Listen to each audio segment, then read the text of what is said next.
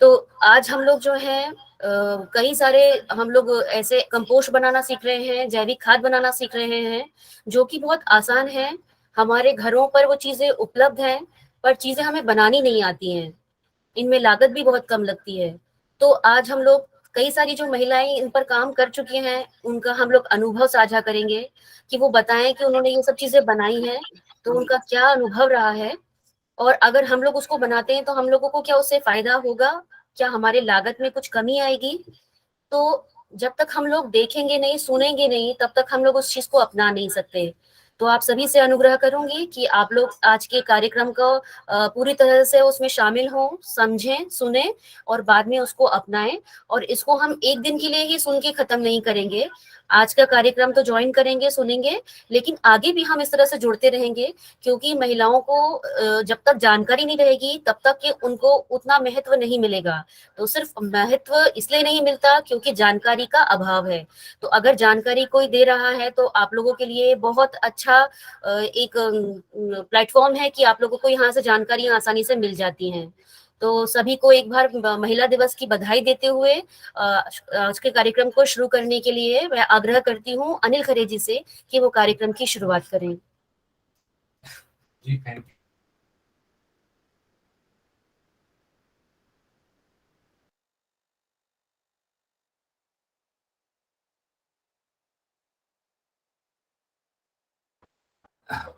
Thank you Preeti ji. कार्यक्रम की शुरुआत करते हैं। तो सर्वप्रथम मैं सभी किसान दीदियों और भाइयों का स्वागत करता हूं कृषि चौपाल में। जैसा कि आप सबको पता है कि ये जो हमारी स्मार्ट कृषि चौपाल है, ये हर सप्ताह होती है और इसमें हम जो खेती बाड़ी संबंधी सभी जानकारी किसानों को देते हैं। तो जैसा कि आप लोगों को पता है, रबी सीजन का ये 11वां कृषि चौपाल है और ये इसलिए भी खास है क्योंकि इसी सप्ताह में अंतर्राष्ट्रीय महिला दिवस मनाया जाता है। तो अंतर्राष्ट्रीय महिला दिवस मनाया जाता है और आप सभी दीदी लोग यहाँ उपस्थित हैं, ये बहुत ही अच्छी बात है। जिस तरह आप लोग अच्छा खाना बनाते हैं, आप लोगों को खाना बनाना किसी ने नहीं सिखाया, वैसे ही जो आज हमारा जो विषय है कि हम जैविक उत्पादों को कैसे बनाएं और उसके क्या लाभ है, इस विषय पे हम लोग चर्चा करेंगे। तो आप लोगों की भागीदारी भी इस पूरे कार्यक्रम के लिए बहुत जरूरी होगी। आपके अनुभव भी आप इसमें इस कार्यक्रम में साझा करें। इस विचार से मैं इस कार्यक्रम को आगे बढ़ाऊंगा, है ना। तो बेसिकली फिर से एक बार सभी का स्वागत। मैं अपने आप स्लाइड प्रेजेंट करता हूँ।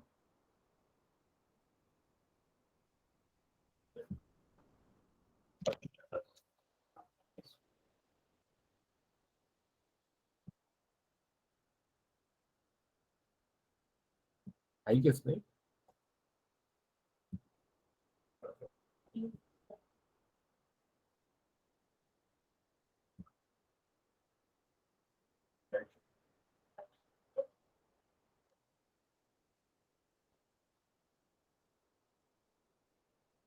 आए आपने पूरी स्क्रीन करी लैपटॉप में। एक मिनट।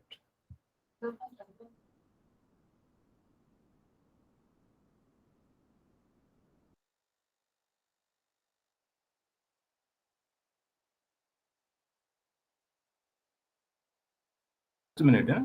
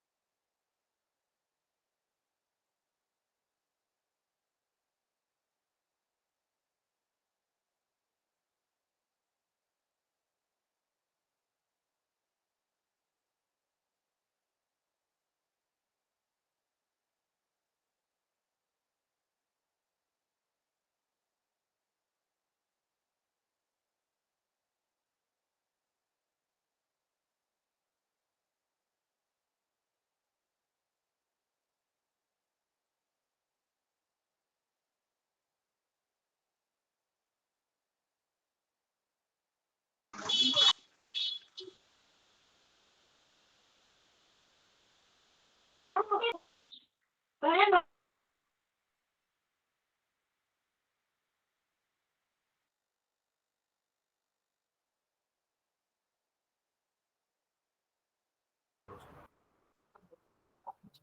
हाँ, सभी का स्वागत है सॉलिड आर्ट के इस कार्यक्रम में। तो जैसा कि आप लोग स्क्रीन पे देख रहे हैं कि हमारा जो सूत्र वाक्य है, चेंज द मैटर। तो सॉलिड आर्ट जहाँ भी काम करता है उसका उद्देश्य ये होता है कि वहां पर परिवर्तन आए, पॉजिटिव परिवर्तन आए, जिससे कि खेती में जो हम लोग काम कर रहे हैं उसमें उत्पादन में करीब 20% की वृद्धि हो और खर्चे में 20% की कमी हो। इस उद्देश्य से हमारा स्मार्ट एग्री कार्यक्रम आप सभी के गाँवों में चल रहा है। और इस कार्यक्रम के अंतर्गत जैसे आप सबको पता है कि ऑटोमेटिक वेदर स्टेशन आपके किसान भाइयों के खेतों में लगाए हुए हैं, और उससे जो हमको मौसम संबंधी जानकारी मिलती है, जैसे तापक्रम, वर्षा, ये जानकारी जो मिलती है इसका उपयोग हम खेती बाड़ी में करते हैं, है ना। तो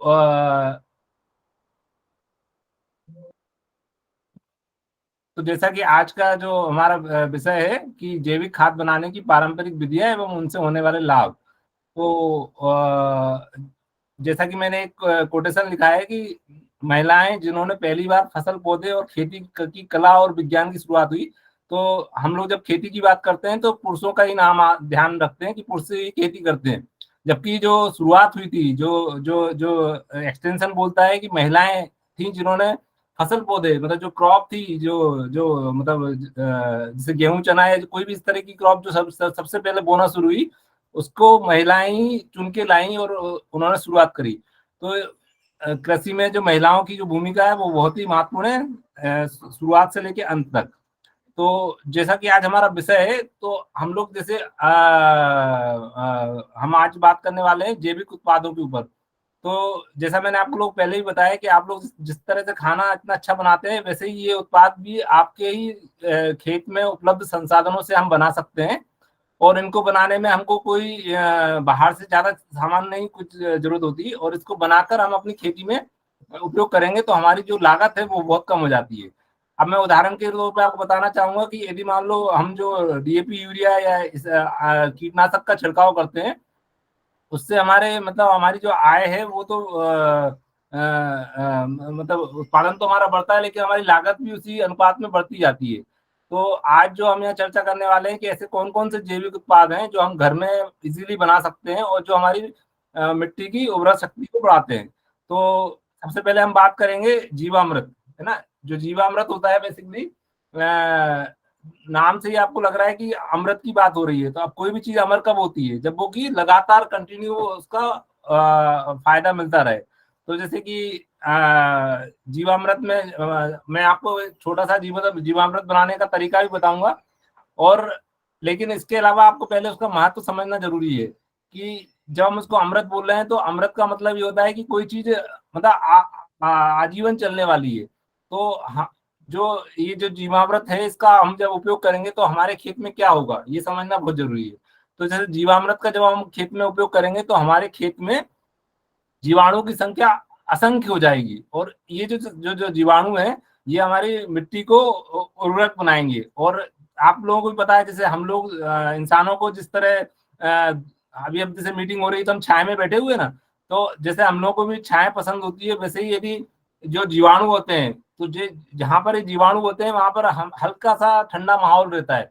तो वहां पर क्या होता है कि उनकी संख्या बढ़ती जाती है और मिट्टी का स्वास्थ्य जो होता है वो सुधार होता है। तो बेसिकली जीवामृत का उपयोग करने से हमें भूमि में कार्बन की मात्रा बढ़ाता है, और साथ में हमको जब पौधा मजबूत होता है, जब पौधे में रोग प्रतिरोधक क्षमता अधिक होती है, पौधा स्वस्थ होता है, तो बीमारियां अपने आप कम आती हैं, और कीड़ा भी उसको ज्यादा नुकसान नहीं कर पाता, मतलब थ्रेशोल्ड लेवल तक, मतलब यदि लगेगा भी तो वो उसको नुकसान नहीं पहुंचा पाएगा। तो इस तरह से जीवामृत बहुत उपयोगी है, और ये आसानी से मतलब हर किसान इसको बना सकता है। तो जीवामृत तैयार करने हेतु मैं आपको बताऊं कि 10 किलो अपने पास ताजा गाय का गोबर होना चाहिए। अब हर चीज को जो हम ले रहे हैं तो आपको सोचना चाहिए कि हमें क्यों ले रहे हैं। सारे जितने भी जैविक उत्पाद मैं आज आपको बताऊंगा बनते हैं, उसमें गोबर का इस्तेमाल होता है। तो गोबर का इस्तेमाल करने का उद्देश्य क्या है, गोबर में होते हैं जीवाणु, असंख्य संख्या में जीवाणु होते हैं। तो हम वो असंख्य संख्या के जीवाणु उस जो भी हमारा जो घोल है या उसमें आ जाए, उसके लिए हम लोग गोबर का उपयोग करते हैं। फिर हम उसमें 10 लीटर गोमूत्र मिलाएंगे। अब गोमूत्र क्यों मिलाते हैं, गोमूत्र में क्या होता है, रोगों से लड़ने की क्षमता होती है, और गोमूत्र का उपयोग करने से उसमें एंटी बैक्टीरियल इफेक्ट मिलता है, और बीमारी और कीड़ों से प्रभाव को कम करता है। फिर हम उसमें पुराना गुड़, काला वाला गुड़ ले सकते हैं जो आपने खाने में उपयोग नहीं आ रहा है, या फिर गन्ने का रस डाल सकते हैं, या सड़े हुए फल डाल सकते हैं, जिससे भी कि उन बैक्टीरिया को भोजन मिले। तो इस तरह से हम, है ना, और उसमें 1 किलो चने की दाल या बेसन का आटा जो बोलते हैं अपन ना, चने की दाल को पीस के जो बेसन का आटा जो वो डाल सकते हैं। और 1 किलो खेत की मिट्टी ऐसी जगह से लेना है जहां पर जैसे बरगद का पेड़ हुआ या पीपल का पेड़ हुआ, क्योंकि जो इस तरह के बड़े बड़े पेड़ होते हैं उनके नीचे जो सूक्ष्म जीवाणु वास करते हैं, क्योंकि मैंने बताया ना कि सबको छाया पसंद है, अभी जैसे गर्मी आने वाली है, तो वहां पर वो उस मिट्टी में उन सूक्ष्म जीवाणुओं की संख्या बहुत ज्यादा होती है। तो इन जीवाणुओं की संख्या को हमको मल्टीप्लाई करना है। वो 10 गुना हो सकते हैं, 100 गुना हो सकते हैं, वो 1000 गुना हो सकते हैं। तो जो ये जो मतलब मिट्टी का उपयोग हम इसलिए कर रहे हैं, है ना। और उस जहां से आप वो मिट्टी ले रहे हैं उसमें कभी आप ऐसी जगह से लेना है जहां पर कभी रासायनिक कीटनाशक का उपयोग ना हुआ हो, आपका क्या कहते हैं, मतलब उसमें कोई दवाई या बीडीसाइड वगैरह कुछ भी दवाई का प्रयोग नहीं हो ना, पूरा ऑर्गेनिक होना चाहिए, जैविक होना चाहिए। तो इस तरह की जो ये मटेरियल को हमको 200 से 250 लीटर क्षमता के जो अपना जो ड्रम होता है उसमें हमको बना के रखना है ना। तो इसको बना के हम उसको ढक देते हैं, जिससे कि उसमें क्या होगा कि उसमें आसानी से मतलब आपके हवा गुजर सके और जीवाणु की संख्या बढ़ती जाए। ऐसा हम इसको 7 दिन के लिए इसको छोड़ देते हैं। अब ये देखिए, इसमें एक चीज आपको मैं बताना चाहता हूँ कि ये हर जगह इसमें जैसे हर हर संस्था या व्यक्ति जो रहता है वो अलग अलग तरीके से इसमें इसका प्रयोग करता है। और मतलब बनाने की विधि में भी थोड़ा अंतर हो सकता है, कोई 2 किलो बेसन डालता है, कोई 1 किलो डालता है, लेकिन उसमें नहीं पड़ना, हमको महत्व समझना है और हमको उस हिसाब से अपने प्रोडक्ट को तैयार करना है। ठीक है, फिर अब जैसे फायदे की बात होती है तो अभी हमारे साथ धर्मेंद्र भी जुड़े होंगे, वो भी बताएंगे जो प्रैक्टिकल उनका अनुभव है। तो मैं मोटे मोटे फायदे आपको बता देता हूँ कि जीवामृत अमृत क्यों है, क्योंकि जब हम 1 ग्राम जीवामृत में लगभग 1 करोड़ से ज्यादा जीवाणु होते हैं। ये सारे जीवाणु जो होते हैं जो जिससे हमको हमारी फसल को जो भोजन चाहिए। अब जैसे आप लोग सबको पता है कि चाहे भोजन हम डीएपी से दें चाहे यूरिया से दें, प्लांट को तो भोजन से मतलब है। यदि यही नाइट्रोजन, फास्फोरस, पोटास, जिंक आदि यदि उसको हमारे जैविक तत्वों से मिल जाए तो हमारी जो उत्पादन है वो बिना प्रभावित हुए हम उतना ही उत्पादन ले सकते हैं और लागत को कम कर सकते हैं। तो ये काम करता है जीवामृत, है ना।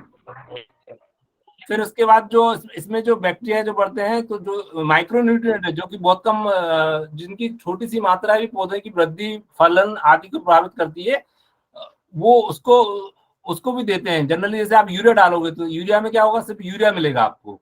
पर जब आप इस तरह का जीवामृत डालते हैं तो उसमें यूरिया के साथ साथ मतलब नाइट्रोजन के साथ साथ फास्फोरस, पोटास और भी तत्वों की एबिलिटी बढ़ती है, पौधे उसको उपयोग कर पाते हैं। फिर उससे एक जो सबसे बड़ा फायदा होता है, जो हम बात करते हैं मिट्टी के स्वास्थ्य की, तो जो मिट्टी की जो संरचना होती है उसकी भौतिक संरचना है, रासायनिक संरचना है, और उसमें सुधार हो जाता है। ये एक महत्वपूर्ण उसका फायदा होता है।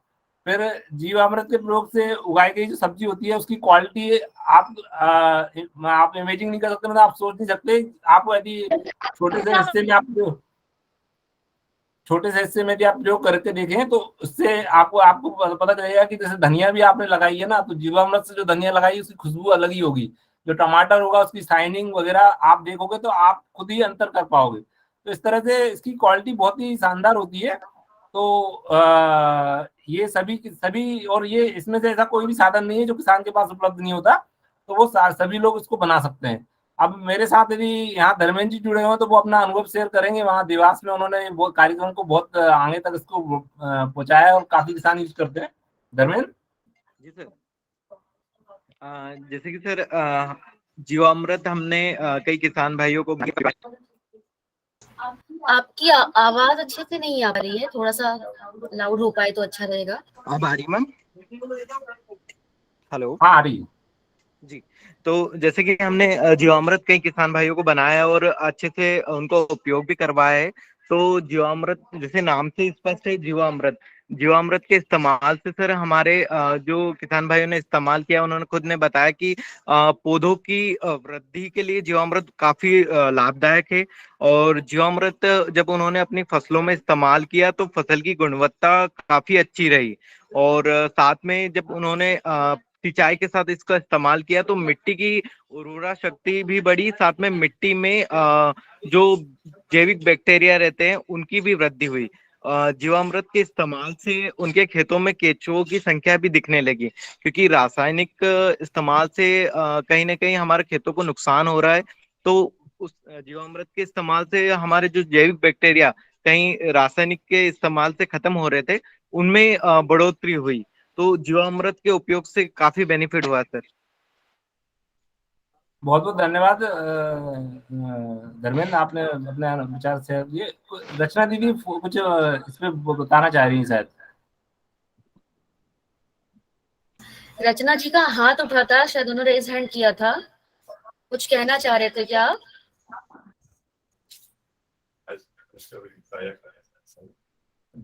ठीक है, जब वो कहना चाहेंगे तो वो पूछ सकते हैं, तब तक हम आगे कंटिन्यू करते हैं।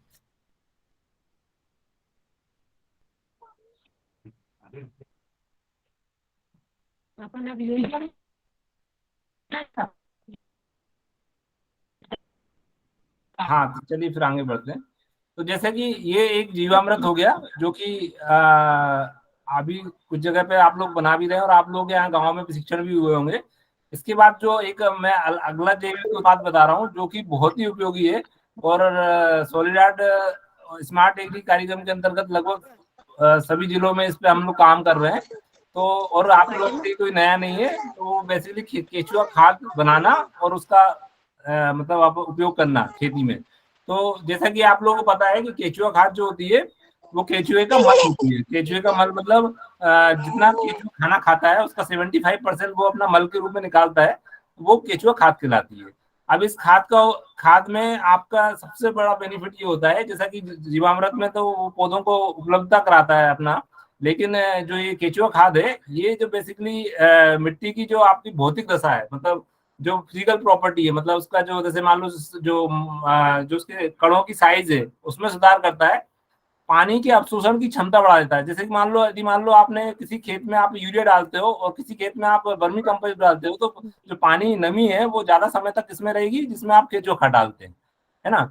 तो ये जो मतलब इससे क्या होगा कि आपको लॉन्ग टर्म में आपकी खेती की क्या बढ़ेगी, उर्वरकता बढ़ जाएगी और उससे आपकी उत्पादकता बढ़ जाएगी। जैसे कि मान लो, लेकिन होता क्या है, जैसे हम लोग केचुआ खाद बनाते हैं, तो वो केचुआ खाद अपन क्या करते हैं, जैसे मान लो अपनी 5 क्विंटल बनी तो अपन उसको पूरे 1 एकड़ में डाल देते हैं, तो उसका इफेक्ट नहीं आता है। तो इसके लिए ध्यान देने वाली बात ये है कि हमको एक निश्चित मात्रा जैसे कि 5 टन प्रति हेक्टेयर हमको, जो अनाज वाली फसलें हैं जैसे सोयाबीन हो गया आपका, गेहूं चना हो गया, इसमें 5 टन प्रति हेक्टेयर डालना चाहिए।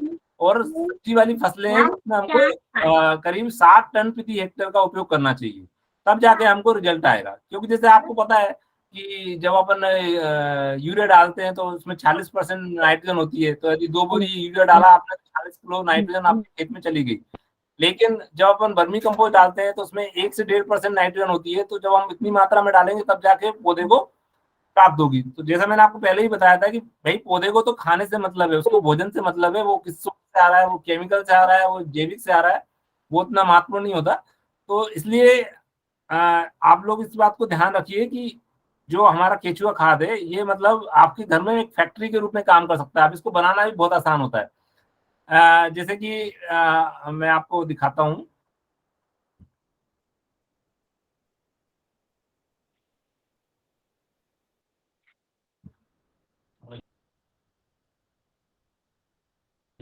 जैसा कि आप लोग देख पा रहे होंगे चित्र में, तो जो अपना ट्रेडिशनल सिस्टम था, तो पहले ईंट और सीमेंट के बनाते थे, तो वो काफी गर्म भी होते थे। आजकल हम लोग पोर्टेबल देते हैं, पोर्टेबल वर्मी कंपोस्ट देते हैं।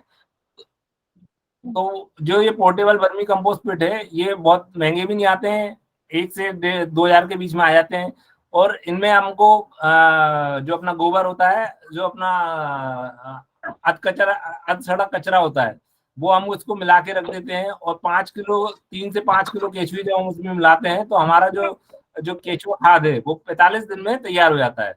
अभी ये जो केचुआ खाद है ये इसके साथ साथ हम लोग इसमें वर्मी बॉस भी निकालते हैं। तो अभी हमारे साथ रवि जी जुड़े हुए हैं, वो अपना अनुभव भी शेयर करेंगे और साथ में जो वर्मी बॉस है उसको कैसे बना सकते हैं और उसका कैसे उपयोग करें और कैसे उससे लाभ है वो भी चर्चा करेंगे। तो इसमें आप देख रहे होंगे कि बहुत तो ऐसा कोई टेक्निकल वो ऐसी कोई गणित नहीं है। हमको एक जगह पे छाया करना है, छाया के करने के बाद हमको गोबर का हीप बनानी है। यदि आपके पास बर्मी बैग है तो बहुत ही अच्छी बात है, यदि आपके पास पक्का स्ट्रक्चर बना हुआ है तो उसमें भी कर सकते हैं। सप्ताह में 2 बार हमको उसमें पानी डालना है कम से कम, जिससे कि नमी बनी रहे और केचुआ जल्दी इसको खाए, आगे बढ़ाए। और साथ में आपको उसमें उसको हर क्या कहते हैं हर 15 से 20 दिन बाद उसको उसको हिलाना है, उसकी जगह को, जो पंजा होता है ना, पंजे से उसको उसको हिला देना है, जिससे क्या है कि वो जो प्रक्रिया होती है केचुआ खाद बनने की वो तेज हो जाती है। और इसके अलावा आप यदि केचुओं की संख्या बढ़ाना चाहते हैं तो कुछ लोग का अनुभव है कि मट्ठा डालते हैं जो अपन, तो उससे भी क्या कहते हैं आपके केचुओं की संख्या में बहुत ज्यादा वृद्धि होती है। तो अब मैं चाहूंगा कि रवि जायसवाल जी यदि जुड़े हैं तो वो अपना अनुभव शेयर करें केचुआ खाद के ऊपर। रवि जी। जी सर। हेलो हेलो, आवाज आ पा रही हाँ सर? रवि, आ गया आवाज। हाँ, ठीक है, thank you so much sir. मैं आज के दिन सभी महिलाओं को अंतर्राष्ट्रीय महिला सप्ताह के अंतर्गत आज का दिन हमने चयनित किया है, जो महिलाओं का ऑनलाइन कृषि चौपाल चल रहा है और जो ऑर्गेनिक जैविक उत्पाद है उसके ऊपर हम लोग इनको प्रशिक्षण कर रहे हैं। तो मैं आज सभी को बहुत बहुत बधाई देता हूं। और मैं बताना चाहूंगा वर्मी कंपोस्ट के बारे में कि वर्मी कंपोस्ट नाम से क्लियर है कि उसमें वर्म मतलब केचुए होते हैं, और जो केचुए होते हैं उनको किसानों का मित्र कहा गया है। तो ये जो है सर, हम लोग हमारे वर्किंग एरिया में इसके ऊपर बहुत। हेलो। हाँ जी, नमस्कार जी। मैं कृषक मानसिंह। हाँ जी। हेलो। हाँ जी, सुन पा रहे हैं? हेलो। हाँ जी, मेरे को सुन पा रहा है। हाँ, सुन पा रहा हूँ सर ये पूछ रहा हूँ कि जैसे जी जी कंपोस्ट में जो केचुए है वो कौन सी प्रजाति के बेहतर रहते हैं सर? 2-3 प्रजाति में आते हैं ये। एक मैंने सुना जी जी जी जी क्या करके आता इसमें है। जी जी जी ठीक है ठीक है। इसमें क्या है, एक स्पीसीज होती है जिसे आइसिनिया फोर्टिडा बोलते हैं, है ना। ये स्पीसीज, ये जाति बहुत सक्रिय होती है और इसका आहार जो भोजन होता है बहुत ज्यादा खाती है और ये बीट के माध्यम से बहुत ज्यादा निकालती है, तो जिससे खाद जल्दी बन पाता है। तो आइसिनिया फोर्टिडा हम लोग इसमें डालने के लिए किसान को बताते हैं। ठीक है जी सर, थैंक यू, धन्यवाद। जी जी। तो जी, तो मैं ये बताना चाह रहा था कि जो केचुआ है उसको किसानों का मित्र कहा गया है। और केचुआ खाद के अंदर जो हम गोबरी खाद डालते हैं, इसी से केचुआ खाद बनता है। इसके और भी अपशिष्ट पदार्थ होते हैं जिससे केचुआ खाद बनता है, लेकिन गोबर खाद को हम लोग खेत में डालते हैं, जिससे क्या है कि अगर गोबर खाद कच्ची रहती है तो उससे दीमक लगती है, हमारी फसल में नुकसान होता है, फंगस बढ़ती है। लेकिन वर्मी कंपोस्ट डालते हैं तो जो है गोबर, उसकी अपेक्षा करीबन 6 से 7 गुना हमारे पास न्यूट्रिएंट जो है ज्यादा मिलते हैं गोबर की खाद की अपेक्षा वर्मी कंपोस्ट में। और इसकी क्या है कि ऑर्गेनिक वैल्यू जो होती है वो ज्यादा होती है। और हमारे किसान भाई को अगर हम लोग केमिकल खाद है उसका रिप्लेसमेंट कहीं ना कहीं हमें उसका ऑप्शन मिल जाता है। तो हमारे क्षेत्र में बहुत अधिक किसान इसका उपयोग कर रहे हैं। और मैं महिला किसानों से भी अनुरोध करूंगा कि वो अपने एक किचन गार्डन है उसके अंदर वर्मी कंपोस्ट का इस्तेमाल करें। जो आपके किचन से निकला हुआ वेस्ट मटेरियल होता है, सब्जी से बचा हुआ वेस्ट मटेरियल होता है, उसका भी केचुआ खाद आप घर पे ही बना सकते हैं। आपका जो किचन गार्डन है उसमें उपयोग कर सकते हैं। इसके साथ में इसी से एक इसका सब उत्पाद होता है ना, या इसी से निकला उत्पाद होता है जिसको वर्मी वॉश बोलते हैं। ये क्या होता है कि इसी का एक निचोड़ होता है। जैसे हमने वर्मी कंपोस्ट बेड के अंदर वो जो वर्मी कंपोस्ट भरा हुआ है उसी के ऊपर जब जो पानी डालते हैं तो जो पानी है रिस रिस कर नीचे उसका जो जो जो नीचे वाली। हेलो। 1 घंटा तो हो गई, 1 घंटा और बची बस। हाँ, आवाज आ रही है। जी जी जी बीच में डिस्टर्बेंस हो रहा। जगदीश जी अपना मोबाइल म्यूट कर लीजिए।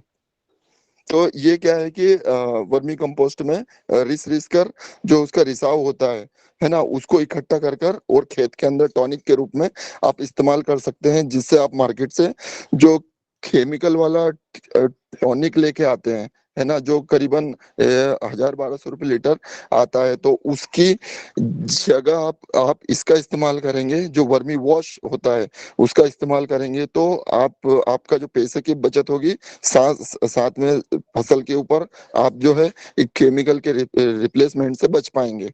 तो ये वर्मी कंपोस्ट और वर्मी वॉश के बारे में मैंने आपको जानकारी दी है। कुछ आपको पूछना हो तो आप पूछिए। Thank you Ravi sir.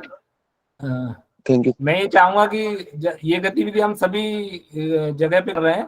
यदि किसी दीदी को यदि इससे कुछ लाभ हुआ हो, यदि किसी जो हमारे साथी लोग जुड़े हुए हैं यदि ग्रुप में यदि शेयर करना चाहें या उनको कुछ इसमें दिक्कतें आई हैं तो वो भी शेयर कर सकती है। ये मतलब अच्छा प्लेटफॉर्म है जिसमें कि बाकी महिलाओं को भी पता चलेगा कि उनके क्या अनुभव रहे।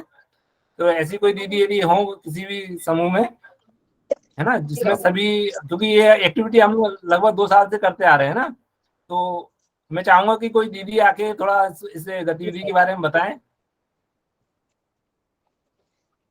ये जब भी उनको मतलब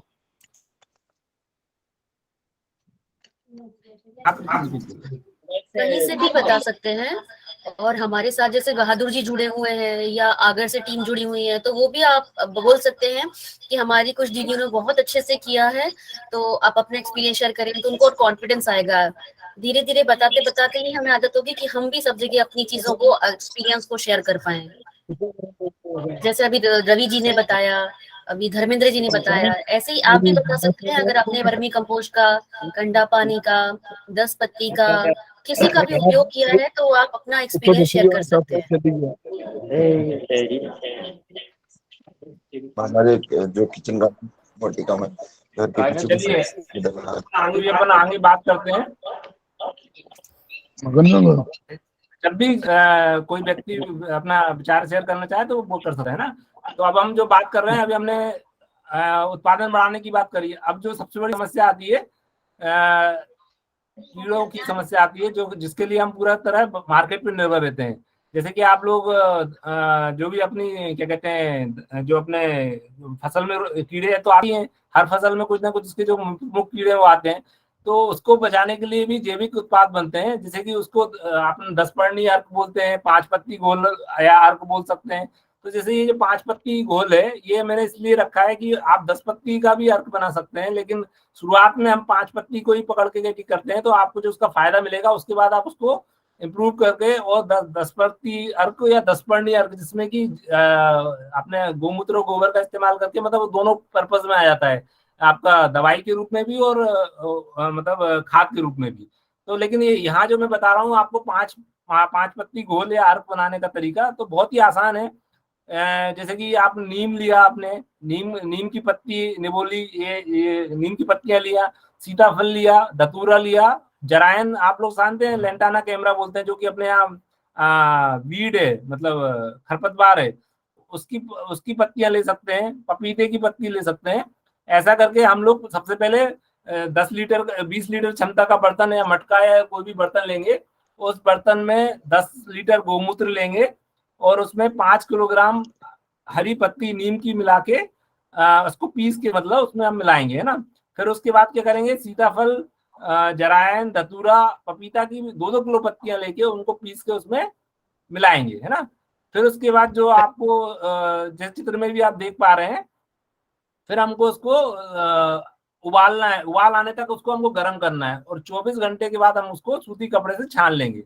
फिर उसको छानने के बाद 24 घंटे और रखेंगे, जिससे कि उसमें फर्मेंटेशन की प्रक्रिया जो है अच्छी हो जाए, सड़ने की। और फिर हम इसको इस्तेमाल कर सकते हैं। 2 लीटर मात्रा 100 लीटर पानी में मिलाकर हम इसको उपयोग कर सकते हैं। जिससे क्या होगा, जो हमारे रस चूसने वाले कीड़े होते हैं ना, जो एफिड और जैसिड होते हैं, जिससे क्या होता है, कीड़े जो होते हैं फसल का रस चूसते हैं और उससे क्या होता है कि वो फसल अपनी पीली पड़ने लगती है या फीकी हो जाती है या उसकी जो उत्पादन क्षमता होती है वो कम हो जाती है।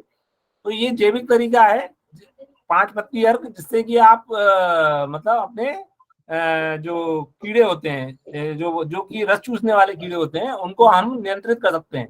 अब मैं आपको यहाँ क्लियर बताना चाहता हूँ कि जनरली इस तरह के जो भी उपाय हैं, इस पे कोई ज्यादा रिसर्च नहीं हुआ होता। तो इसलिए हमको ये अपने छोटे से लेवल पे करना चाहिए, उसके बाद फिर हम उसको एक्सटेंड करना चाहिए। तो ये चीज को ध्यान में रखते हुए हम इसको उपयोग करना छोटे लेवल पे शुरू करें, और इसको अधिक से अधिक फिर अपन जो अपनी जो केमिकल या रासायनिक पे निर्भरता है उसको हम कम कर सकते हैं और हमारी फसल को सुरक्षित रख सकते हैं।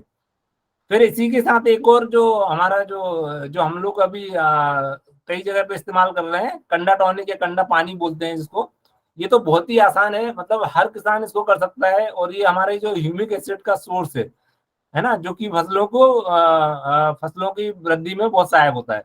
तो इसको भी बनाना, जो भी चर्चा आज यहाँ कर रहे हैं वो बनाना इतना आसान है, और खासतौर से महिलाओं के लिए तो मतलब जब इतना टेस्टी खाना बना सकते हैं तो ये तो बहुत ही जैविक उत्पाद है, और यदि ये बनाना सीख जाएंगे तो फिर हमारी जो निर्भरता है वो बाजार पे कम हो जाएगी, और जो पैसा बचेगा वो हमारे अन्य कामों में आएगा, है ना। तो इसमें कुछ नहीं करना है, 1 एकड़ यदि खेत है हमारा तो उसके लिए हमको 45 कंडे की आवश्यकता होती है। एक बड़े से बर्तन में हमको उसको कंडे को 12 घंटे तक हमको डुबो के रखना है, और जब हम उसको निकालते हैं तो जब हम उसको जलाएंगे तो वो उसमें उसकी मतलब वो बिल्कुल वैसे ही जलेगा, तो वो उसका उपयोग भी हो जाएगा, और साथ में उसका जलाने पे धुआं भी नहीं होता। अब जो आपको जो 12 घंटे के बाद जब आप निकालोगे उसमें, तो जो मटमेले कलर का एक मिश्रण मिलेगा जो बेसिकली ह्यूमिक एसिड है। बाजार में आप जाओगे ह्यूमिक एसिड खरीदने तो वो 200 से लेके 1000 रुपए लीटर तक मिलता है। अब यही बात है कि ये जो रिसोर्स है, जो साधन है उपलब्ध है, यदि हम इसका उपयोग करके यदि हमको फसल में फायदा होता है तो हम अपने इस ग्रुप के माध्यम से, जो अभी प्राकृतिक खेती का बढ़ावा देने का भी चल रहा है, तो इस ग्रुप के माध्यम से या जो हमारे टीम के लोग हैं ये डॉक्यूमेंट करेंगे, जिससे कि हम इसको लार्ज स्केल पे फैला सकें। तो ये बहुत ही एक सिंपल मेथड है और कई जगह पे इस्तेमाल हो रही है। अभी आप में से मेरे को लगता है कि निश्चित तौर पे आप लोगों ने किया होगा, जैसे आप चित्र में देख रहे हैं कि एक बड़े से बर्तन में कंडे को डुबो दिया, फिर उसके बाद कंडे को निकाल लिया, फिर ये मटमेले कलर का पानी आया, फिर उसको स्प्रे कर दिया, है ना। और इसको हम जैसे जो आप बहाव पद्धति से सिंचाई करते हैं, तो जहाँ पर पानी की डाढ़ रहती है या जहाँ पानी छोड़ते हैं वहां पर भी आप उसको दे सकते हैं।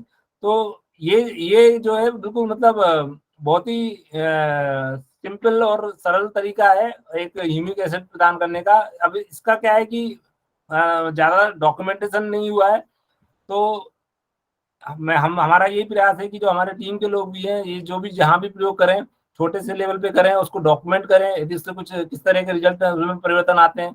बेसिकली इससे मिट्टी की गुणवत्ता सुधरती है, उत्पादन में वृद्धि होती है। हमारे साथ हेमेंद्र जी जुड़े हुए हैं जो इस पे काफी काम करते हैं उज्जैन में। उज्जैन से महिलाएं भी जुड़ी होंगी, यदि उनका कोई अनुभव है तो वो भी शेयर करें, और हेमेंद्र जी से मैं अनुरोध करूंगा कि वो इस पर थोड़ा सा प्रकाश डालें। जी सर, जी thank you so much sir. पहले तो सभी महिलाओं को अंतर्राष्ट्रीय महिला सप्ताह दिवस की बहुत बहुत शुभकामनाएं। जैसे कि अभी सर ने बताया कि कंडा टॉनिक, तो इसका क्या फायदा है, क्या फायदा हुआ हमारे एरिया में, किस किस ने किया है, तो उसके बारे में आपको कुछ मैं बताना चाहता हूँ।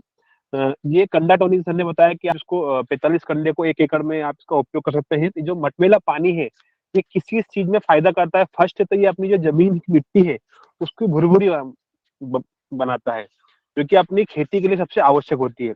दूसरा, जो अपना पौधा है उसमें जो प्रकाश संश्लेषण की क्रिया है, जितनी प्रकाश संश्लेषण की क्रिया पौधे में होती है, पौधे की हाइट बढ़ती है, पौधे में फल अच्छा आता है, उसकी क्रिया ये बढ़ाता है। अगर अपना सब्जी में उपयोग करते हैं या फसल में उपयोग करते हैं, तो जो फसल में या सब्जी में जो फल लगता है, अनाज आता है, उसकी क्वालिटी में गुणवत्ता अधिक करता है, उसकी क्वालिटी अधिक बढ़ाता है, उसमें चमक पैदा करता है।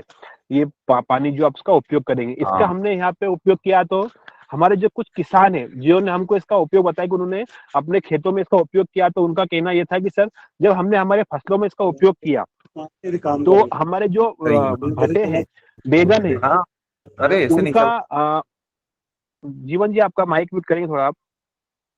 जो उन्होंने बताया कि जब हमारे भट्टे हैं वो मार्केट में 4 रुपए 5 रुपए प्लस बिके, जो उनका भट्टा जो नॉर्मली 15 रुपए बिक सकते, 20 रुपए किलो उनका भट्टा मार्केट में बिका। साथ ही साथ उनका कहना यह भी था कि सर हमने इसका उपयोग किया तो हमारी फसल की अवधि बढ़ गई। जो पहले हमारा 1 महीना या 2 महीने चलती थी फसल, वो 2.5 महीने तक हमारी फसल पहुंच गई, तो इससे उनको ये फायदा हुआ।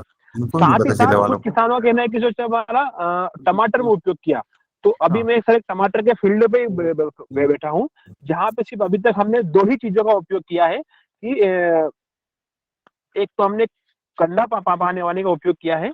और दूसरा हमने उपयोग किया है इसमें वर्मी खाद का, जो अभी आप देख पा रहे हैं अभी हमारे ये सर, अभी ये फील्ड पे हैं हम। तो इसमें हमने सिर्फ कंडा पानी और वर्मी खाद का उपयोग किया था। इसमें कोई भी हमने रासायनिक खाद का उपयोग नहीं किया है इस प्लॉट में अभी तक हमने। साथ ही साथ इसमें किसान का कहना है कि सर हमको इसमें जो उत्पादन है वो भी अच्छा मिल रहा है, और जो हमारा जो भाव है वो भी अच्छा मिल रहा है, और इसकी जो अवधि है वो अधिक जाए, तो इससे उसका किसान का अनुभव बढ़ता है। और इसको अगर हर आप 15 दिन में खेतों में स्प्रे करते हैं, अपनी फसलों में स्प्रे करते हैं, तो इसका रिजल्ट काफी अच्छी मात्रा में आता है। जैसे कि सर ने कहा था कि बाजार में ह्यूमिक एसिड के नाम पे जो दवाइयां बड़ी बड़ी कंपनियां उस पर स्पष्ट लिखा होता है कि ह्यूमिक एसिड, और अगर आप बाजार से लेके आएंगे और अपना कंडे का पानी गलाएंगे तो आपको कलर भी सेम मिलेगा, उसका कोई अंतर आपको नहीं मिलेगा उसमें। तो आपको घर पे बना के इसका उपयोग करना चाहिए। और मेरा मानना ये है कि अगर आप इसका घर पे उपयोग करते हो, अपनी जो आस पड़ोस में सब्जी लगाते हैं, इसको अपन पोषण वाटिका बोलते हैं, इसमें भी उसका अच्छा उपयोग है कि आप पोषण वाटिका में आपको घर पे जैविक सब्जी मिलेगी।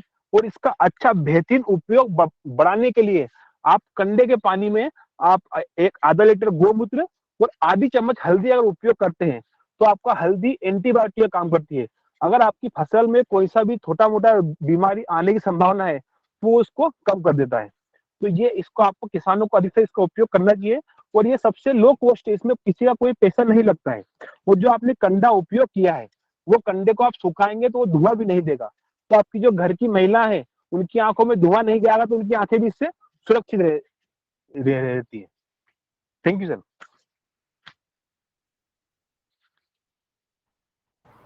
बहुत बहुत धन्यवाद हेमेंद्र। ये बहादुर जी ने हाथ उठाया था, यदि वहां से कुछ बात करना चाहते हैं प्लीज। जी सर, एक दीदी हैं जो कंडा टानी का थोड़ा सा उन्होंने प्रयोग किया था, तो उनका अनुभव शेयर करना चाह रहे हैं। बिल्कुल बिल्कुल जी बताइए, आपका नाम बताइए, थोड़ा तेज बोलिए। गंगा भाई मेरा नाम। सर मैंने कंडा का ये कराया था उपयोग, तो मैं कंडा हमने मतलब मटके में गलाया 4-5 कंडा, पानी के 8-10 दिन रखे, उसका पानी पीला कांदा पड़े रहा था हमारा, तो वो लीला हो गया, छिटने से फायदा हो गया हमारा। ओके, तो कितना फायदा हुआ अगर वो दवाई लाते हैं आप तो? दवाई में तो कम होता नहीं, में अच्छा फायदा मिला, इससे ज्यादा फायदा हुआ। ज्यादा फायदा। धन्यवाद। इन्होंने शेयर किया है कि इन्होंने कंडा टानी का स्प्रे किया और फसल में पीलापन आ रहा था लहसुन में, वो पीलापन खत्म हुआ है और बाजार से इनको दवाई लाने की जरूरत नहीं पड़ी। धन्यवाद। बहुत बहुत धन्यवाद दीदी।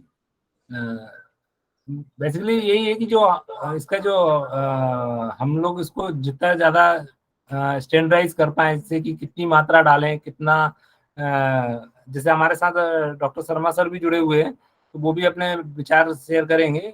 तो इसको हम कैसे मतलब लार्ज स्केल पे हम ज्यादा से ज्यादा किसानों तक किस तरह से हम इसको मतलब जैसे जनरली जो वैज्ञानिक लोग करते हैं, वो हम अपने फार्मर फील्ड स्कूल के माध्यम से या इस तरह का ग्रुप बना के कि भाई हम अपने एक्सपीरियंस भी शेयर करें और साथ में उसमें क्या सुधार होता है, क्या डोज होना चाहिए, ये सब स्टैंडर्डाइज हो जाएगा तो हमें और ज्यादा इसमें मजा आएगा, है ना। तो इसके बाद अपन आगे चलते हैं।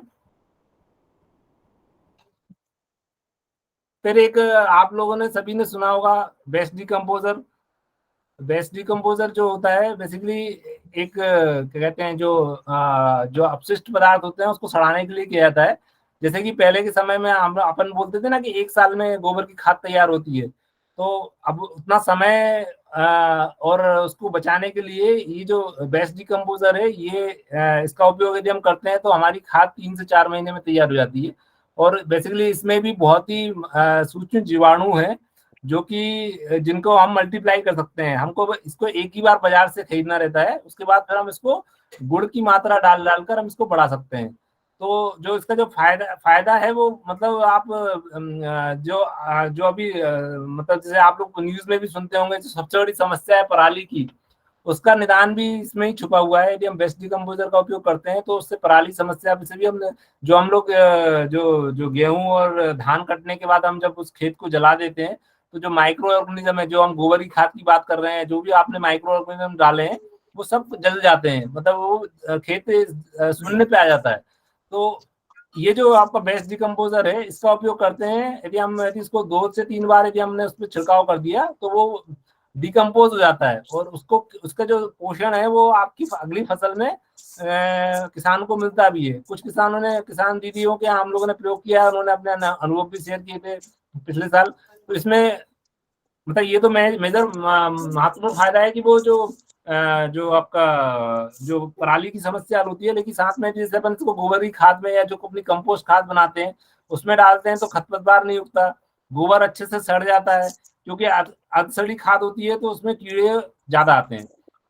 और सबसे बड़ी बात ये, जैसे कि हम मैं सर क्या कहते हेलो हैं, हाँ मैं सर थोड़ा निवेदन कर रहा था कि हाँ यहाँ पे किसान लोग हैं, वो अपना एक कंडा टॉनिक का अनुभव शेयर करना चाहते हैं, तो सुनेंगे सर थोड़ा? बिल्कुल बिल्कुल, हेलो हाँ हाँ बताएं।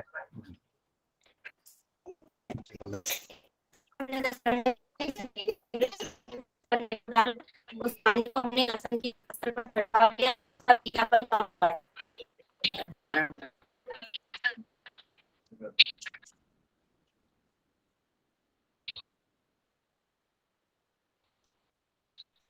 दीदी एक बार फिर से बताइए, थोड़ा आवाज कट रही थी जब आपने बताया।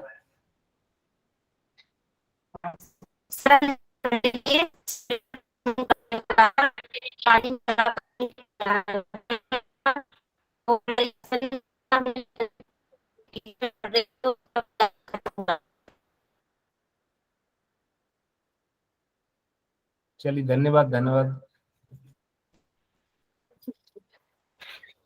और भी जो भी हमारी दीदियां जैसे बेस्ट डिकम्पोजर का उपयोग भी हमने कई जगह पे किया हुआ है सीहोर में, तो उसका भी हो या जो भी हम उत्पाद बता रहे हैं या कोई नया उत्पाद आपने बनाया हो, है ना, जो अभी अब पूरी हमारा जो पूरा प्रेजेंटेशन हो जाएगा उसमें, उसके बाद भी मैंने देखा है किसान लोग कुछ ना कुछ नए नए प्रयोग करते रहते हैं अपने, है ना, तो उसको भी अपन शामिल करेंगे ना, ठीक है। तो जैसा मैंने आपको बताया बेस्ट डिकम्पोजर जो है ये बहुत ही महत्वपूर्ण चीज है, और जो पराली की समस्या है उससे निपटने के लिए ये बहुत ही लाभदायक होता है। अब इसको बनाना भी बहुत आसान होता है, जैसे कि 20 रुपए की डब्बी आती थी, जो अपना national centre for organic research centre है, वहां से वो मिलती थी शुरुआत में। अब तो ये अलग अलग कई कंपनियों के उपलब्ध हैं, बेस्ट डिकम्पोजर के नाम से आते हैं। तो ये दोनों काम करते हैं, ये अपशिष्ट पदार्थों को सड़ाने का काम भी करते हैं, साथ में रोगों से लड़ने की क्षमता भी पैदा करते हैं। और जिसको वैल्यू एडिशन कहते हैं ना, जैसे कि आपको पता है कि गेहूं से महंगा आटा बिकता है और आटे से भी महंगा दलिया बिकता है, तो क्या हुआ है, वैल्यू एडिशन हुआ ना। तो वैल्यू एडिशन हो जाता है कि आपकी जो गोबर की खाद है उसकी क्वालिटी बहुत ही अच्छी हो जाती है। यदि उसमें कम मात्रा में नाइट्रोजन फास्फोरस पोटास है, तो ये जब हम इसके माध्यम से हम करते हैं तो इसमें बैक्टीरिया जो रहते हैं वो उसकी मात्रा को भी बढ़ा देते हैं। तो बहुत सारा अभी इसमें रिसर्च होना बाकी है, लेकिन ये बहुत ही महत्वपूर्ण है ना। तो ये इसके बेस्ट डिकम्पोजर सभी लोग इस्तेमाल करें, और इसको बनाना आसान है। एक बार आपने खेत में बना लिया तो उसके बाद आप उसको लंबे समय तक उसको फिर आपको बाजार पे निर्भरता नहीं है, फिर आप उसको लंबे समय तक उपयोग कर सकते हैं, है ना। तो ये आप घर पे इजीली बना सकते हैं। इसके लिए कुछ नहीं, हमको सिर्फ गुड़ की मात्रा चाहिए। 2 किलो गुड़ मिला के हम 200 लीटर पानी में उसका जो 1-2 लीटर लेके और हम उसको मल्टीप्लाई कर सकते हैं। इसके बाद जो हम बात कर रहे हैं, एक ही सिंपल सा, जैसे एक कंडे की माध्यम से हम दे सकते हैं ह्यूमिक एसिड होता है फसल की, मतलब स्मूथनिंग करता है, मतलब उसको जमीन को कंडीशनिंग करता है बेसिकली। तो जैसे 200 लीटर के ड्रम में हम ये नल लगा हुआ हो तो अच्छा है, नहीं तो गोबर का सूखी पत्तियों की लेयर लगाकर 70% तक भर देते हैं, और बचे हुए 30% हिस्से में पानी भर देते हैं। अब 8 से 10 दिन इस नल से निकलने पानी को 1 एकड़ खेत में बहा देते हैं, तो फसल की जड़ बनने की अवस्था में ह्यूमिक एसिड उपलब्ध कराया जाता है। जैसे कि कंडा टॉनिक है तो कंडे का उपयोग कर रहे हैं, इसमें गोबर तथा सूखी पत्तियों की लेयर लगाकर हम उपयोग कर रहे हैं। तो बेसिकली ये भी आपका एक ह्यूमिक एसिड का बनाने का तरीका है। फिर जैसे कि आप लोगों ने जैसे पहले भी हमने किया है कि अंडा टॉनिक बनता है, जो अपना साउथ में एक मुट्टई रसम नाम से एक जैविक उत्पाद बनाते हैं वो साउथ में।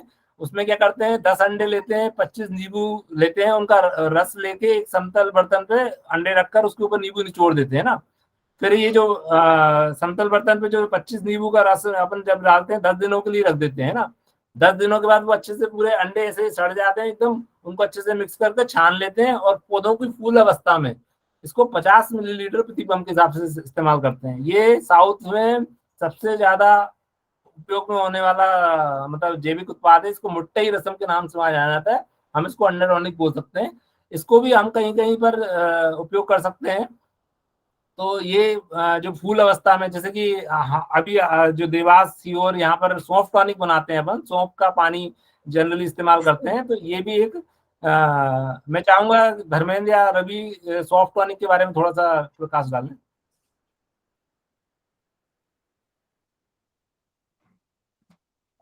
धर्मेंद्र या रवि हैं क्या?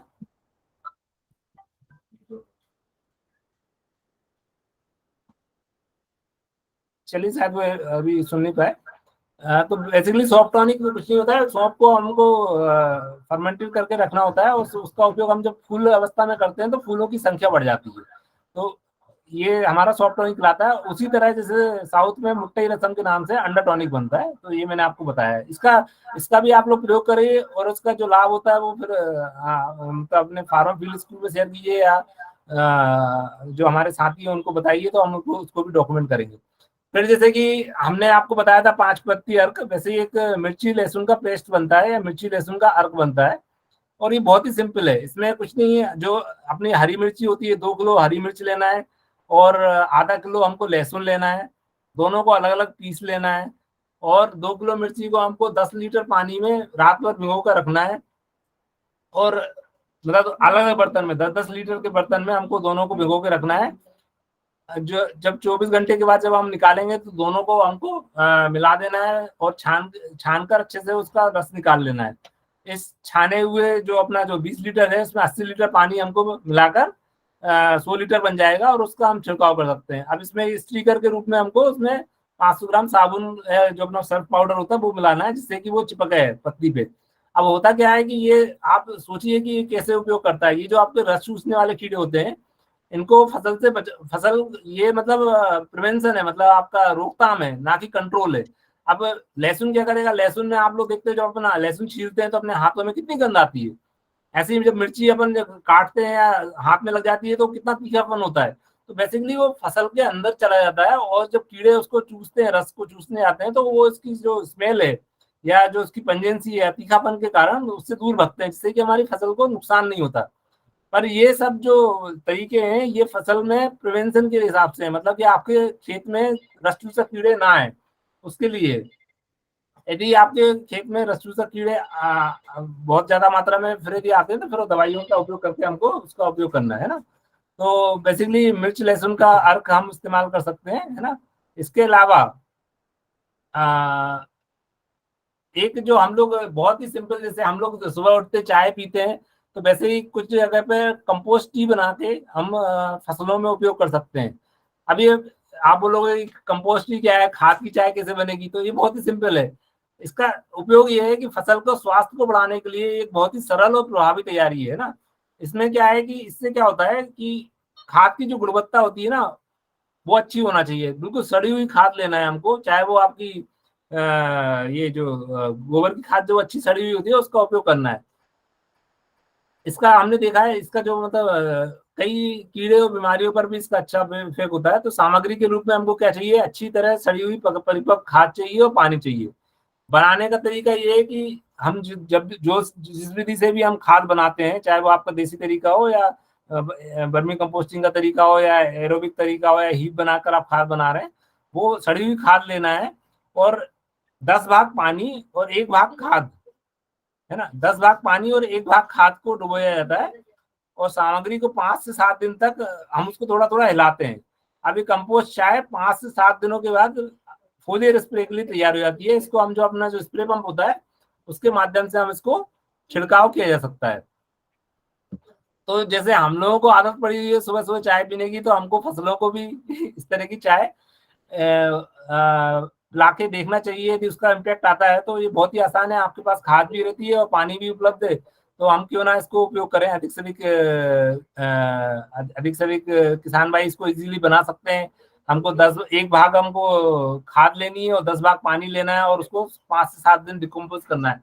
बेसिकली ये मल्टीप्लाई होती है, जो अपने हर जो भी ऊपर से लेके अभी तक जो विधि बताई है वो मल्टीप्लाई होती है। तो वो उस चीज को हम लोग ध्यान में रखते हुए हम लोग कर सकते हैं। तो ये हमने अभी आपको कुछ ऐसे उत्पाद बताए हैं जो कि आप घर में बना सकते हैं।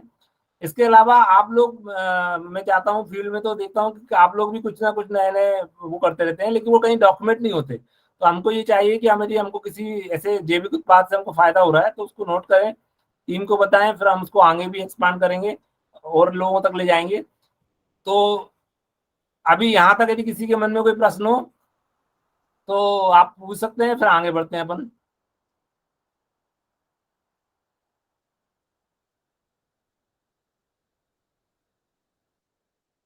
किसी के मन में कोई प्रश्न है? हेलो जी शीतल बोले। नमस्ते सर। हाँ नमस्ते। हाँ नमस्ते सर, हमने गिलकी लगाई आधा बीघे की, तो उसमें बीज नहीं निकले, इससे पहले चारा निकल आया, तो इसके बारे में कुछ बताओ। जी जी, बहुत बहुत धन्यवाद शीतल जी। ये एक्चुअली देखिए मैं वही बोल रहा हूँ कि जैविक उत्पादों में अभी चारा के लिए नहीं है कुछ, आगे एक मोथे का उपचार हम बताएंगे इसमें कैसे होता है, लेकिन जैविक में अभी चारा का उतना कंट्रोल नहीं है। पर ये है कि हमारे प्लांट्स हेल्थी होते हैं तो चारा अपने आप उस क्षेत्र में कम होगा, ये एक जैविक में। लेकिन जैविक में अभी चारे का कुछ भी ऐसा सॉल्यूशन नहीं निकला है। बहुत आपका वैलिड क्वेश्चन है, जो सबसे ज्यादा चारे की समस्या आती है तो उसके लिए तो मैनुअल निराई कर सकते हैं, है ना। जी सर। और उसमें पानी के बारे में बताओ, पहली बार बोए तो पानी कितने रोज के बाद देना चाहिए। लौकी में पानी तो आपको अभी जैसे जैसे गर्मी बढ़ती जाएगी तो हर अल्टरनेट डे देना पड़ेगा। फिर जब क्या कहते हैं, जब और ज्यादा गर्मी बढ़ेगी तो फिर डेली भी देना पड़ेगा। पानी की रिक्वायरमेंट ज्यादा रहती है वेजिटेबल्स क्रॉप्स को, है ना। जी सर। जब आप उसमें भी केचुआ खाद डाल देंगे या जो अपनी एफआईएम डालेंगे तो पानी की अवशोषण क्षमता बढ़ जाएगी, जिससे कि आपको कम पानी देने में भी आपकी फसल सर्वाइव करेगी, है ना। जैसे कि आपने यदि उसमें अच्छा वर्मी कंपोस्ट मिला के डाल दिया जड़ों के पास तो वो पानी को रोक के रखेगा। बस इतना ही। धन्यवाद जी। धन्यवाद सर। नमस्ते। नमस्ते नमस्ते। हमारी खेती में सर ये गाजर घास बहुत होता है। जी जी, गाजर घास का एक बहुत ही सॉल्यूशन निकला हुआ है। एक कीड़ा होता है जो कि गाजर घास को पूरा खा जाता है। उसका नाम अभी क्लिक नहीं हो रहा, लेकिन वो जैसे JNKV से या लाके अनिल जी उसको टॉर्टोइस बीटल बोलते हैं, ज़ाइगोग्रामा। हाँ हाँ वही सर, एकदम थैंक यू सर। सर बताइए सर उसके बारे में थोड़ा ज़ाइगोग्रामा। हाँ, वो जैविक नियंत्रण के लिए है, उसका उपयोग करते हैं। और उस कीड़े को आप जबलपुर से मंगा सकते हैं। जबलपुर में जो खरपतवार अनुसंधान संस्थान है वहां से वो लोग वितरित करते हैं और उसको खेत में छोड़ देते हैं, तो वो सिर्फ आप गाजर घास को ही खाएगा, आपकी दूसरी फसल को नुकसान नहीं करेगा। और वो आपके जहाँ पे बहुत ज्यादा गाजर घास है उनको छोड़ दें अगर, वो संस्थान वाले बताते हैं कि आपके कितना एरिया है, आपके पास में क्षेत्रफल है, उसमें कितने कीड़ों की जरूरत होगी। तो वो अपना जीवन चक्र भी उसमें करते जाते हैं, उसमें से इल्लियां निकलती हैं, फिर बड़े होते हैं, फिर से उनका जीवन चक्र शुरू हो जाता है। तो एक बार अगर ये खेत में आपके पनप गए और वहां पे स्थिर हो गए तो फिर आपको गाजर घास की समस्या से बहुत हद तक निजात मिल जाएगा। जैविक नियंत्रण में तो अभी इसके लिए यही है, अदरवाइज दूसरे कुछ खरपतवार, रासायनिक खरपतवार नाशक होते हैं, उनके बारे में हम लोग बाद में कभी बात करेंगे। Thank you sir. ये मैंने इसका शाजापुर में भी देखा था कि इसका हाँ नीति बता रही थी। हाँ, अभी शर्मा सर ने जो बताया ना, इसका हमारे शाजापुर के एक विलेज में किसानों ने प्रयोग किया है। वहां पर बहुत ज्यादा मात्रा में गाजर घास थी, तो वो भी उन्होंने जबलपुर से ही वो कैप्सूल कीड़ा बनाया था और उसको जहां पर ज्यादा गाजर घास थी वहां छोड़ा था, तो वहां पे उसका बहुत अच्छा रिजल्ट देखने को मिला। मतलब उस गांव में और गांव के आसपास भी उसका इतना वो हुआ है असर कि गाजर घास लगभग ना के बराबर है वहां, तो वो बहुत अच्छा रिजल्ट है उसका। बहुत अच्छा नीतू जी, उसको थोड़ा सा डॉक्यूमेंट करें, वीडियो वगैरह बनवाएं उसका, और जी सर। किसानों के एक्सपीरियंस भी रिकॉर्ड करें उसको, बहुत अच्छी सक्सेस स्टोरी हो सकती है ये। जी सर, ओके, जी थैंक यू। थैंक तो यू सर। आप लोग ध्यान रखिए, जाइगोग्रामा नाम है, गाजर घास की समस्या बहुत बड़ी समस्या है ये। अब आप हम लोग भी इसके लिए आगे प्रयास कर सकते हैं। आप लोग जहाँ जहाँ भी इस तरह की चीजें हो रही हैं, तो क्योंकि ये बहुत नेचुरल तरीका है और जैविक तरीका है ना। तो टोंकुर से कुछ दीदी बोलने वाली है।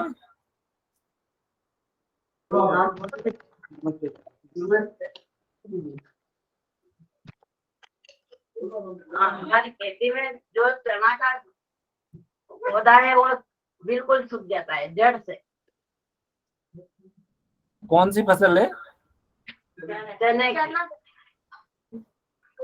अच्छा अच्छा, उगटा रोग है क्या वहाँ? क्या किस तरह से सूखता है?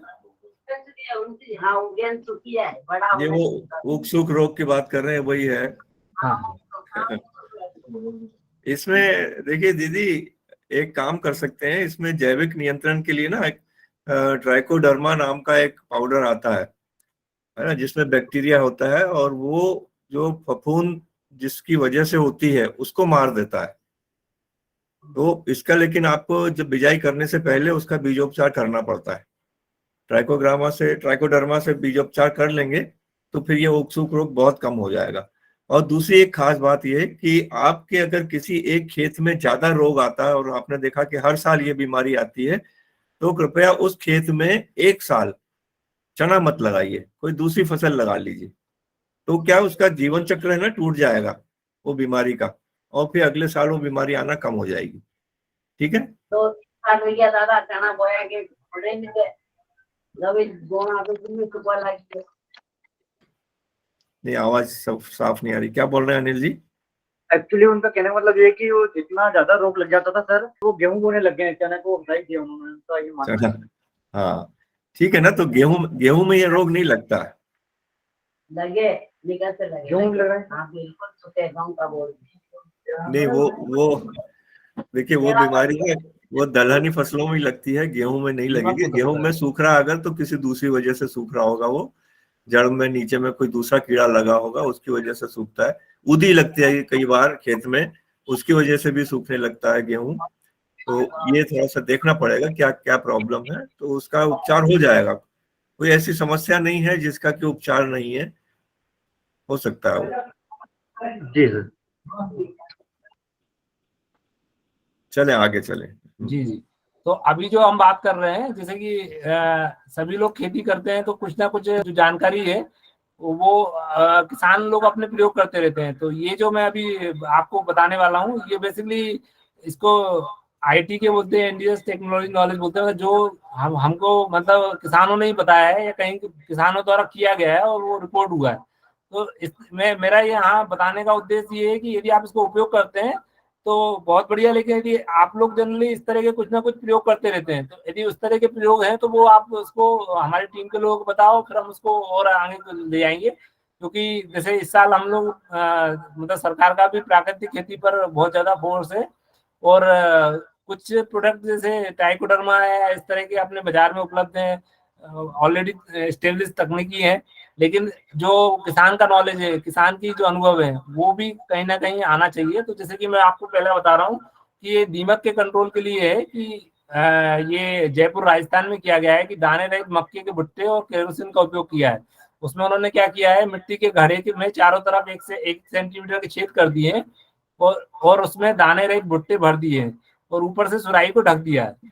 फिर इन घड़ों के को अलग अलग जगह गाड़ दिया है, मतलब खेत में जहाँ दीमक की समस्या होती है वहां गाड़ दिया है। 3-4 दिनों में दीमक भुट्टों पर लग जाती है, जिनको केरोसिन से नष्ट कर दिया जाता है। अभी देसी तरीका है ये, हमें डॉक्टर जोशी सर ने जो शेयर किया था। तो मैं चाहता हूँ कि आप लोग इनको समझें। दीमक की समस्या का केमिकल सॉल्यूशन भी जरूरी है यदि बहुत ज्यादा है, लेकिन यदि इस तरह का एक आप प्रयोग भी कर सकते हैं। तो ये जयपुर के किसी किसान ने किया था। फिर उन्होंने दूसरा तरीका बताया कि कुछ किसान खेत में अलग अलग जगह पर गड्ढे खोदते हैं, उसमें गोबर भर देते हैं, जिससे दीमक एकत्रित हो जाती है, फिर उनको केरोसिन से नष्ट किया जा सकता है।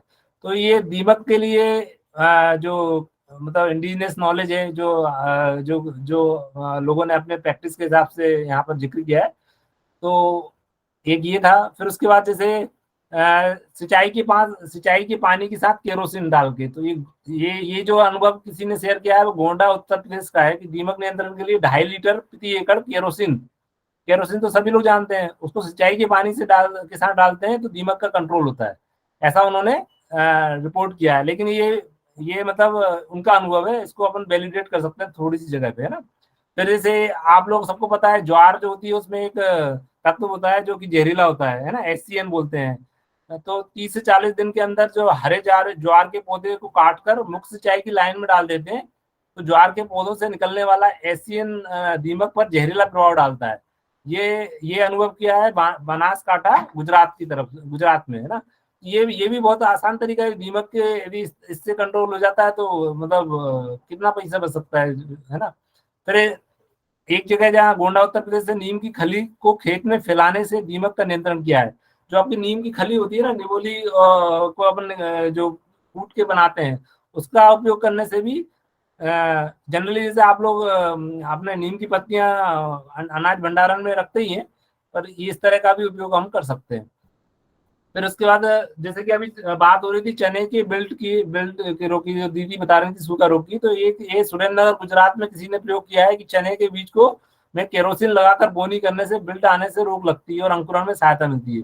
अब ये मतलब ये रिसर्च का विषय हो सकता है, लेकिन इसको अपन को करने में कितना वो नहीं है कि चने के बीज को केरोसिन लगाकर बोनी करें, और जिस क्षेत्र में वो बाकी प्रिंसिपल को आपको मानना ही है कि एक अल्टरनेट क्रॉप रोटेशन करना है, ये सब। लेकिन ये भी एक अनुभव है किसी किसान का, तो इसको भी हम छोटे से स्तर पे करके देख सकते हैं ना। तो जैसे चने की बीज की बोनी के 3 से 4 दिन पहले केरोसिन 250 मिली 20 किलोग्राम बीज पर लगाकर बोनी करने से बिल्ट रोग लगती है, उससे बचाव होता है। किसानों को विश्वास है कि 95% तक बिल्ट रुक जाता है। कुछ किसान केरोसिन से उपचार के बाद DDT या BSC से भी उपचार करते हैं। ये भी सुरेंद्रनगर के किसान ने बताया है। ये कहीं ना कहीं ये चीज रिपोर्ट हुई है, इसलिए हम आपको शेयर कर रहे हैं। फिर सरसों के तेल का उपयोग भी चने के बेल्ट में किया है। 100 मिलीग्राम 40 किलोग्राम बीज पर उपचार किया है गोंडा मध्य प्रदेश में। तो ये बेसिकली किसानों द्वारा किए गए हैं। फिर से कुछ कीटों के प्रकोप का भी इलाज इसमें किया गया है, जैसे कि जो आपकी रोएदार इल्ली होती है, चने की इल्ली होती है ना, उसके लिए वो उन्होंने बताया कि जो मैं भी आपको बता चुका हूँ कि लहसुन और मिर्ची का पेस्ट बना के उपयोग करना चाहिए। तो उन्होंने 1 किलोग्राम लहसुन को कुचली हुई लहसुन लिया और 200 ml केरोसिन में भिगाकर उसे 2 किलोग्राम हरी मिर्च का पेस्ट मिलाकर 200 लीटर पानी में घोल बनाकर कीटनाशक के रूप में छिड़काव करा है। ये कीटों के संपर्क में एंटीफिंडेट के रूप में काम करेगा, ऐसा कर्नाटक में किया गया है। तो बेसिकली जो मैंने आपको बताया था ना कि मिर्ची और लहसुन रस चूसने वाले कीड़ों के लिए, उन्होंने इल्ली के लिए भी किया है। उसमें ऐड ये किया है कि केरोसिन का उपयोग किया है। तो ये भी एक अच्छा नुस्खा निकाला है किसान ने। फिर जैसे तम्बाकू व चने में इल्ली का प्रबंधन, तो जो एलोवेरा होता है ना, ग्वारपाठा जिसे बोलते हैं आप, है ना, 4 किलो एलोवेरा लिया, 50 मिलीलीटर नीम का तेल लिया, 500 ग्राम तम्बाकू का पाउडर लिया, 5 लीटर का घोल बनाया और 3 से 4 घंटे तक इसको उबाला। फिर इसमें 50 ग्राम अरीटा पाउडर जो आंवले से बनता है डालकर अच्छी तरह मिलाया और घोल को 100 से 150 मिलीलीटर 15 लीटर पानी में मिलाकर इससे कीटों का प्रबंधन किया। तो ये तम्बाकू में भी काफी जगह जैविक में तम्बाकू इस्तेमाल होता है कीट प्रबंधन में। तो ये भी एक तरीका है जो कि हम कर सकते हैं। बेसिकली ये जो भी मैं तरीके बता रहा हूँ ये कहीं ना कहीं किसी किसान के द्वारा किए गए हैं और उसको डॉक्यूमेंट किया गया है। तो इस तरह के तरीके हमको भी जनरली आप लोग करते हो, किसी किसी को फायदा होता है। जैसे चने की इल्ली की प्रबंधन के लिए करंज का उपयोग किया है। करंज सभी जानते हैं, तो उसमें क्या किया उन्होंने कि 1 किलोग्राम करंज की पत्तियों को 5 लीटर पानी में भिगोया और आधे घंटे तक उबाला। इसको छानकर 15 लीटर पानी में घोले। इस घोल को छिड़कने के लिए चने की इल्ली पर असरदार प्रबंधन हुआ। दाहोद गुजरात की ये बात है। तो जैसे मैंने बताया ना, अपन 5 पत्ती अर्क बनाते हैं, 10 पत्ती अर्क बनाते हैं, तो उसके पीछे की सोच समझना है कि भाई ये पत्तियां ऐसी हैं जिनको जानवर खा नहीं रहे हैं या जिनका स्वाद इतना विषैला या अजीब सा है कि मतलब उपयोग में नहीं आ रहा है, या उनकी कुछ प्राकृतिक ऐसे गुण है जिससे कि वो कीड़ों के लिए वो प्रभावी हो सकती है। तो उस कॉन्सेप्ट को ध्यान में रखते हुए, उस सोच को ध्यान में रखते हुए इस तरह के प्रयोग किए जाते हैं। तो ये बेसिकली मतलब प्रैक्टिस में परफेक्ट, जितना आप इसको करोगे उतना आपको रिजल्ट भी मिलेगा, और वो मतलब उसका इन्होंने चने के लिए ये इसका करंज का इस्तेमाल किया है। फिर एक ये था चने की फली छेदक को बचाने के लिए चने के फसल के बीच धनिया व अलसी उगाने से प्रभावी प्रबंधन होता है। अब ये कितना आसान है, यदि मान लो किसी के खेत में फली छेदक का प्रयोग ज्यादा होता है तो चने की फसल में कुछ 2 लाइन 3 लाइन धनिया की और अलसी लगाकर, तो ये किसी ने ये कहीं पर प्रयोग हुआ है, यदि इसको अपन अपने क्षेत्र में भी कर सकते हैं और फायदा होता है तो कितना पैसा इंसेक्टिसाइड का हम बचा सकते हैं। तो ये मैंने कुछ जोशी सर की मदद से ये डॉक्यूमेंट आप लोगों को शेयर कर रहा हूँ।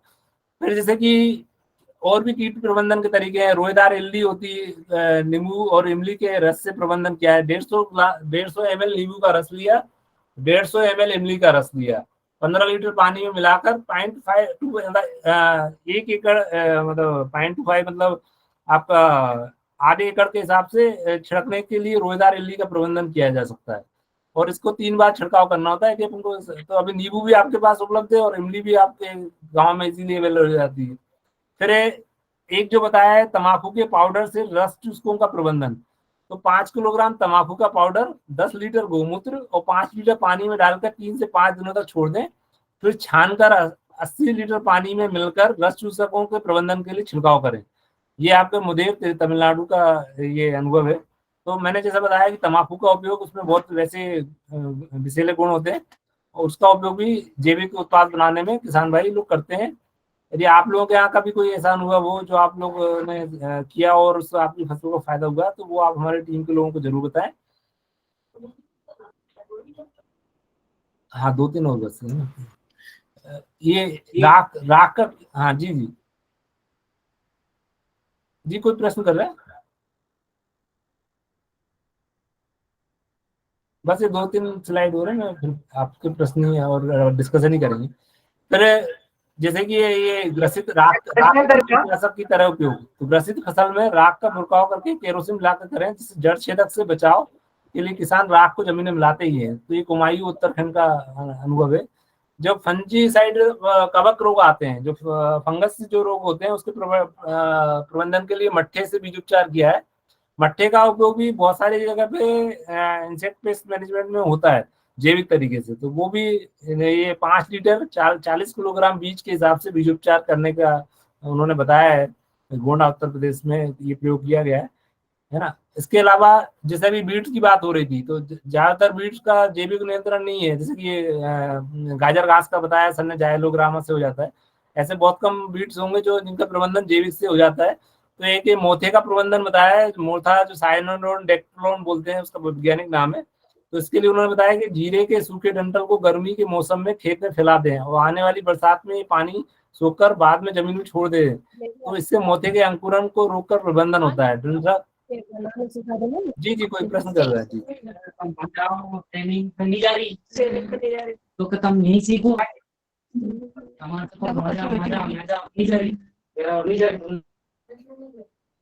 अच्छा, तो बेसिकली ये जो है ये मोथा जो है, इसका कंट्रोल करने का एक तरीका बताया है कि जीरे के सूखे डंठल का उपयोग करके उस मोथे का कंट्रोल में, ये गुजरात में किया है।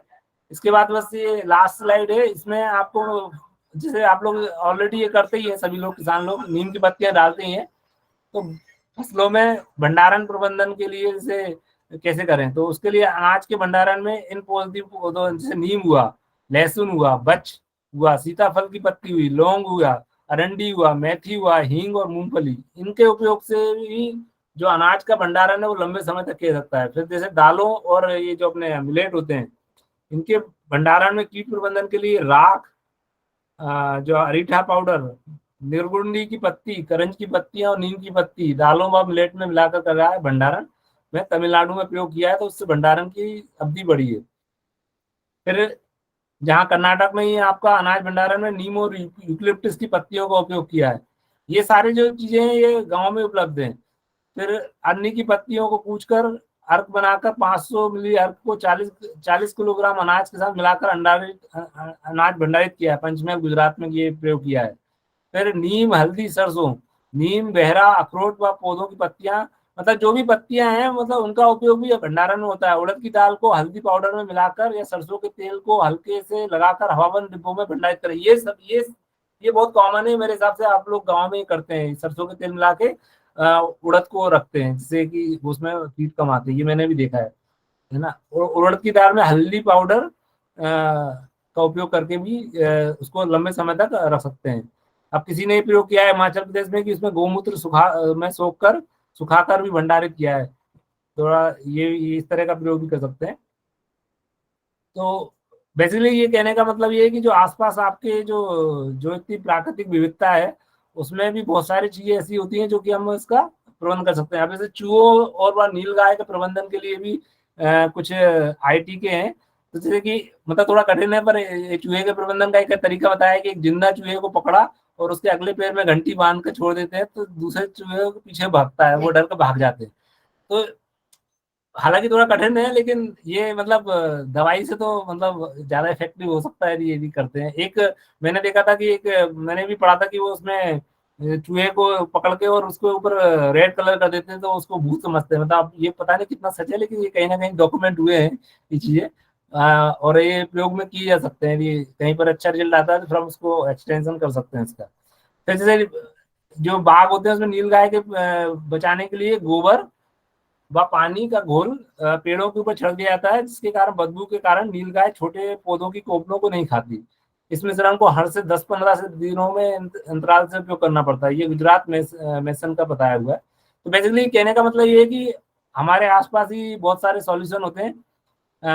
एक ये मैं जो स्लाइड डाली है जो अपने जो वनस्पति है उसका उपयोग हरी खाद के रूप में कर सकते हैं, ग्रीन लीफ मैन्योर बोलते हैं। बहुत सारी जैसे ग्लिसरीडिया हुआ, आपका करंज हुआ, इन सब की पत्तियां जो है इस्तेमाल हो सकती है। आपका नीम की पत्ती इस्तेमाल हो सकती है। इन सब का उपयोग अपन हरी खाद के रूप में भी फसलों में कर सकते हैं, जो जिनकी अपन को कोई कॉस्ट नहीं देनी होती लेकिन उनकी वैल्यू होती है। तो ये यहाँ हमने जो बात करी है वो यही है कि कैसे कैसे उत्पाद हम अपने जैविक उत्पाद हम अपने खेतों में अपने खेतों के पास में या घर में बना सकते हैं और आसानी से बना सकते हैं। सारे संसाधन आपके उपलब्ध हैं और उनका उपयोग कर कर हम अपनी खेती की लागत, खासतौर से फर्टिलाइजर का जो उपयोग दिन पे दिन बढ़ता जा रहा है और जो इंसेक्ट और बीमारियों का प्रकोप बढ़ता जा रहा है उसको कम कर सकते हैं। और ये मैं आप सब लोगों को, जितनी भी दीदी लोग हैं, मैं ये चाहता हूँ कि आप लोग ये पूरे एरिया में ना करें। किसी के पास 5 बीघा जमीन है, किसी के पास 10 बीघा जमीन है, किसी के पास 20 बीघा जमीन है, तो 2 बीघा से स्टार्ट करें, 3 बीघा से करें, धीरे धीरे इसको बढ़ाएं। जिससे क्या होगा, एक तो हमारे पास क्योंकि हमारे पास मतलब एक बनाने की एक लिमिटेड क्षमता है, उसके बाद फिर वो जब हमको उसका फायदा दिखने लगेगा तो फिर हम आपको बोलने की जरूरत नहीं आएगी, आप खुद ही उसको कर पाएंगे। तो इसी के साथ सभी को धन्यवाद।